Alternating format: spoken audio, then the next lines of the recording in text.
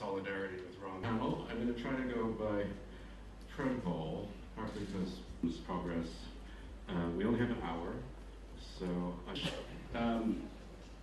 you've taken over a country that you've even gone so far as to make coalition with the former Milosevic party in the interest of stability and in joining Europe. Serbia, I have a sense, hasn't quite settled in to its... ago, for Serbia was critically important to facing with a real challenge right now, but beyond path towards Europe. And before that, implementing Serbia is achieving that democratic standards, and we can expect. What was bothering them, do you think? What aren't you giving them? I think the behavior of ordinary people living in London and all other capitals in Europe, which specific problems, especially because of crisis, but we have to try to solve that kind of problems. I'm facing is to continue reforms with my coalition partner right now. But not Mr. Dinkic.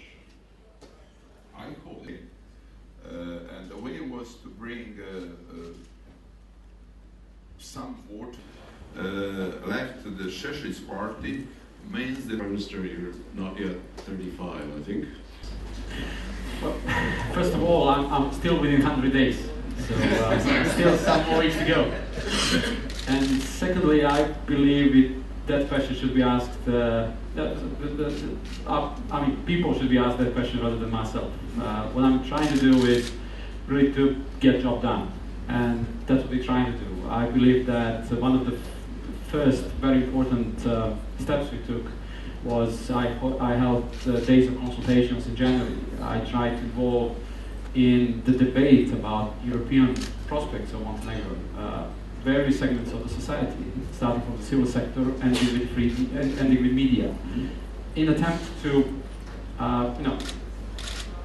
change perception that which sometimes circulates even through European offices, that Montenegro is still not institutionally mature enough to take responsibility for some challenges, some decisions. And I'm pretty sure that very soon the perception will change.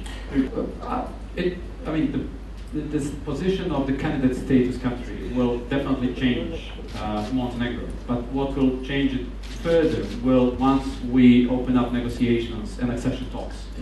And what we are now trying to do is to prepare for that, because negotiations will come at some point.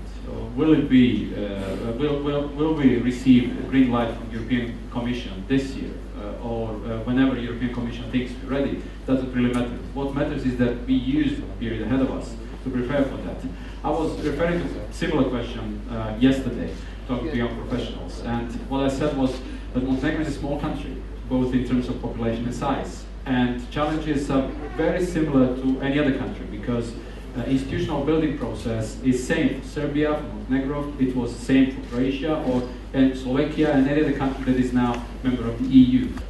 That's why I believe involving younger people into the politics in Balkans is important, because not only because we are using social networking to respond to the questions of our people, or we communicate in an easier way with our country.